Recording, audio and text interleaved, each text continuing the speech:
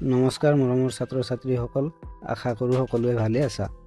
আজি নতুন ভিডিঅ' এটা পুনৰ লৈ আহিছোঁ তোমালোকৰ বাবে। ভিডিঅ'টোৰ বিষয় হৈছে পঞ্চম শ্ৰেণীৰ অসমীয়া অংকুৰণ কিতাপটোৰ পাঠ নং 1 অসম আমাৰ ৰূপহী পাঠটোৰ সকলো প্ৰশ্নৰ উত্তৰ। তেনেহ'লে ভিডিঅ'টো সম্পূৰ্ণ চাবাচোন। এইখিনিতে কৈ দিওঁ, তোমালোকে যেতিয়া ভিডিঅ'টো চাবা বা প্ৰশ্নৰ উত্তৰসমূহ লিখিবলৈ ল'বা, তোমালোকৰ লগতে পাঠ্যপুথিখন লৈ ল'বা। তেতিয়াহে প্ৰশ্নৰ উত্তৰসমূহ লিখিবলৈ এই ভিডিঅ'টো চোৱা সহায় বা সফল হ'ব। 1 নম্বৰত লিখা আছে উত্তৰ দিয়া। কোৱা আখৰটোত লিখা আছে ডক্টৰ ভূপেন হাজৰিকাই আই বুলি কাক অনুমোদন কৰিছে?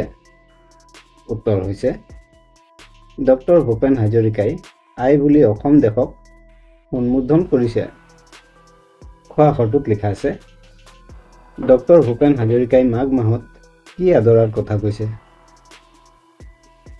উত্তৰটো হৈছে হাজৰিকাদেৱে মাঘ মাহত লখিমী আদৰাৰ কথা কৈছে। গ আখৰটোত লিখা আছে হৰত নিশাই আইৰ কেক কিহেৰে সজায়?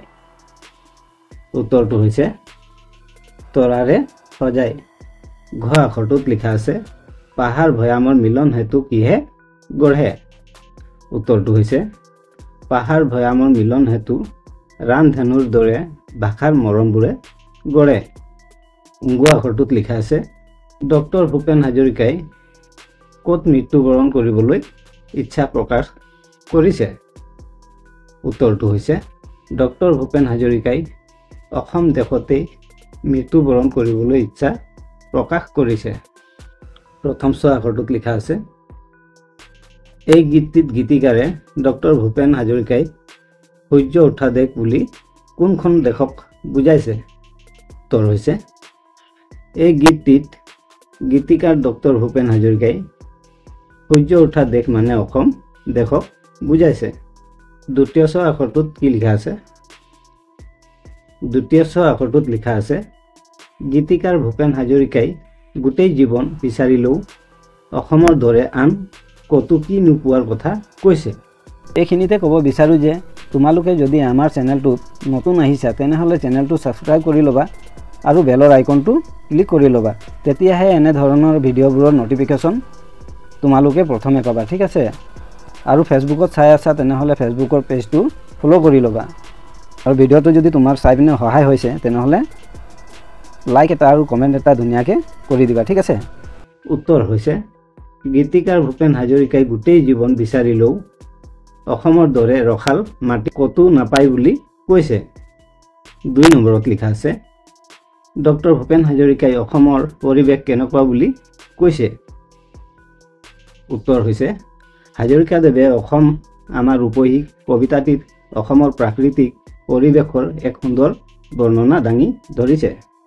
কবিয়ে ভাৰতৰ পূব দিশত সূৰ্য উঠা দেশ বুলি কৈছে, অৰ্থাৎ তেওঁ নিজ জন্মভূমি অসম দেশক সূৰ্য উদয় হোৱা দেশ বুলি কৈছে। কবিয়ে অপৰিসীম গুণেৰে ভৰা ৰূপহী অসমৰ ৰসাল মাটি ক'তো তুলনা নাই বুলি কৈছে।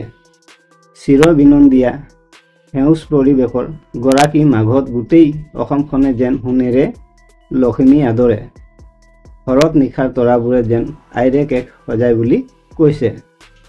বিভিন্ন জাতি বৰ্ণ ভাষাৰ মানুহ তথা সকলোৱে একত্ৰিত হৈ এক সুন্দৰ পৰিৱেশ গঠন কৰা উদাহৰণ হাজৰিকাদেৱে পাহাৰ ভৈয়ামৰ মিলন হেতু ৰামধেনুৰ লগত তুলনা কৰি দিব খুজিছে। শেষত এই অসমত জন্ম হৈ এই অসমতে মৃত্যুবৰণ কৰাৰ ইচ্ছা প্ৰকাশ কৰিছে। তোমালোকে ধুনীয়াকৈ লিখি গৈ থাকিবা, ঠিক আছে? আৰু কিতাপখন লগত লৈ বহিবা হ'ব, নহ'লে তোমালোকৰ একো লাভ নহ'ব। বুজি পাইছা নহয়?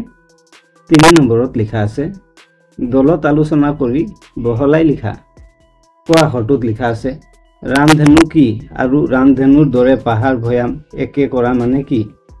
উত্তৰ হৈছে কেতিয়াবা ৰ'দ আৰু বৰষুণ একেলগে দি থাকিলে বৰষুণৰ টোপালত বা আকাশত 7টা ৰঙৰ সমষ্টি দেখিবলৈ পোৱা যায়, তাকে ৰামধেনু বোলে।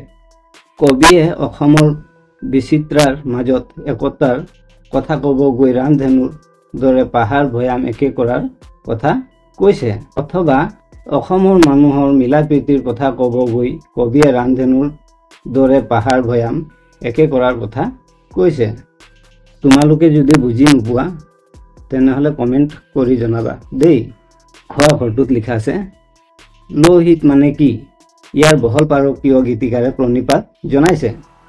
উত্তৰ হৈছে লোহিত মানে হৈছে লুইতখন। অসমৰ লুইত বুলি ক'লে প্ৰধান ব্ৰহ্মপুত্ৰক বুজায় আৰু ব্ৰহ্মপুত্ৰৰ দুয়োপাৰে নান ভাষিক নান জনজাতিয়ে মিলা প্ৰীতিৰে বসবাস কৰি আহিছে। এনে একত্ৰিতকৰণৰ ফালে লক্ষ্য কৰি কবিয়ে লুইতৰ বহল পাৰক প্ৰণিপাত জনাইছে। 4 নম্বৰত লিখা আছে গীতটিৰ মূল কথাখিনি কোৱা আৰু লিখা। উত্তৰত তোমালোকে লিখিবা অসম আমাৰ ৰূপহী সুন্দৰ কবিতাটি ডক্টৰ ভূপেন হাজৰিকাৰ দ্বাৰা ৰচিত। কবিতাটি মূলতে কবিৰ অতিকৈ মৰমৰ জন্মস্থান অসমৰ ৰূপ আৰু গুণৰ বৰ্ণনা। চিৰসেউজীয়া ৰূপহী অসমখনৰ ৰূপ আৰু গুণৰ কোনো শেষ নাই বুলি প্ৰকাশ কৰিছে। ভাৰতৰ পূব দিশত সূৰ্য উঠা দেশখনৰে দৰে ৰসাল মাটি কবিয়ে বিচাৰিলেও ক'তো নাপায় বুলি কৈছে। সেউজ পৰিৱেশৰ অধিকাৰী অসমখন বহাগত মহুৰা হৈ ঘূৰাৰ পিছতেই মাঘত সোণগুটিৰ সমতুল্য সোণোৱালী ধাননি খেতি পথাৰে লখিমী আদৰে বুলি কৈছে। শৰৎ নিশাৰ উজ্জ্বল তৰাবোৰে যেন আকাশখনক জিলিকাই তুলিছে। লগতে অসমৰ লুইতৰ দুয়োকাষে ভিন্ন ভাষিক জনজাতিৰ একত্ৰীকৰণৰ লগত ৰামধেনুক তুলনা কৰিছে আৰু শেষত এই অসমতে জন্মগ্ৰহণ কৰি এই অসমতে মৃত্যুবৰণ কৰাৰ কামনা কৰিছে। 5 নম্বৰত লিখা আছে উত্তৰ দিয়া। ক আখৰটোত লিখা আছে গীতটিত ম আখৰটো 20 বাৰ ব্যৱহাৰ হৈছে। ৰ আখৰটো কেইবাৰ ব্যৱহাৰ হৈছে? উত্তৰটো হৈছে গীতটিত ৰ আখৰটো 49 বাৰ ব্যৱহাৰ হৈছে। তোমালোকে ধুনীয়াকৈ লিখি গৈ থাকিবা, ঠিক আছে। খ আখৰটোত লিখা আছে গীতটিত আকাৰ স্বৰ চিহ্নটো 40 বাৰ ব্যৱহাৰ হৈছে। ইয়াত কোনটো কাৰ স্বৰ চিহ্ন এবাৰো ব্যৱহাৰ হোৱা নাই? উত্তৰটো হৈছে গীতটিত ৰি কাৰটো এবাৰো ব্যৱহাৰ হোৱা নাই। গ আখৰটোত লিখা আছে অসম আমাৰ ৰূপহী গীতটিত থকা ৰ আৰু ৰে শেষ হোৱা শব্দবোৰ লিখা।